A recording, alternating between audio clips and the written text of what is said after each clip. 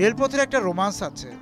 Rail line, platform, station রোমান্সে ডুবে থাকে বলেই যাত্রী, হকার কিংবা যার কোথাও যাওয়ার বিন্দুমাত্র ইচ্ছে নেই, সেও ইচ্ছের কোনো ফর্দ ছাড়াই অফুরান সময় কাটিয়ে দিতে পারে রেলের চৌহদ্দিতে।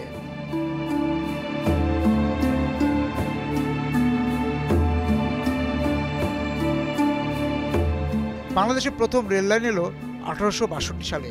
দর্শনার এই রেল স্টেশনটি তখন ব্যস্ততা আর কোলাহলে মুখর।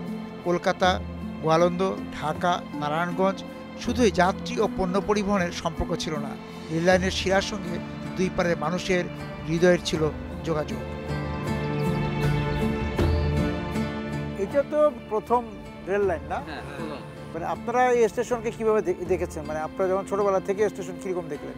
তিনটা গাড়ি চলতো। একটা আপনার হচ্ছে ঝুটিকা, তিতুমির, রায়টা।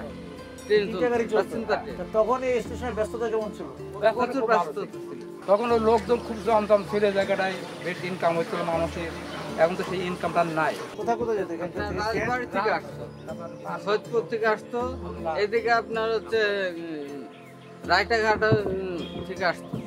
অচল হলো কবে? অচল ওখান থেকে আজকে 20 বছর আগে। 1947-এর দেশ বিভাগ, দুই দেশের মধ্যকার রেল যোগাযোগ বিচ্ছিন্ন হয়ে যায়। রাজশাহী, রংপুরের সাথে তৎকালীন পূর্ব পাকিস্তানের খুলনার সাথে সরাসরি রেল যোগাযোগ ব্যাহত হয়। তৎকালীন পূর্ব পাকিস্তান সরকার দ্রুত দর্শনা জংশন থেকে যশোর জংশন পর্যন্ত নতুন রেলপথ স্থাপন করে। সময় 1951, চালু হয় দর্শনা হল্ট স্টেশন।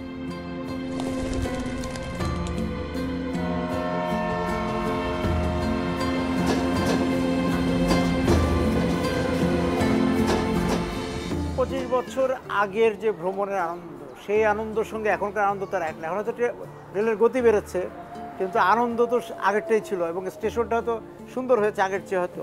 অবশ্যই কিছু সুন্দর। হ্যাঁ, কিন্তু সেই বা আগেরটা হয়তো সুন্দর লাগতো, একটু মরচে পড়া অন্যরকম বা লাল সব সৌন্দর্য আর এই সৌন্দর্যের ভিতরে কিছুটা তফাৎ আছে। আচ্ছা, তখন বাপ মার সাথে আসতাম বেড়াইতে, নানা নানির বাড়ি, মামার বাড়ির ছবি।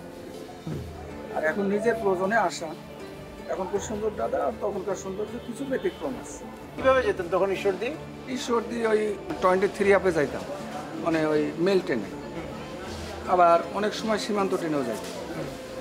আর এখন তো প্রচুর ট্রেন, মানে কত জায়গায় থেমে থেমে যেত? প্রতিটা স্টেশনে দাঁড়ায়।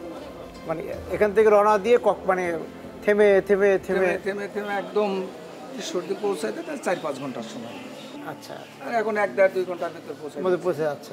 জি, রেল স্টেশনও তার হয়তো আগের সময়টাকে হারিয়েছে, আবার নতুন সময় পেয়েছে। হ্যাঁ, অবশ্যই অবশ্যই। ঠিক আছে, ভালো থাকেন। ইনশাল্লাহ।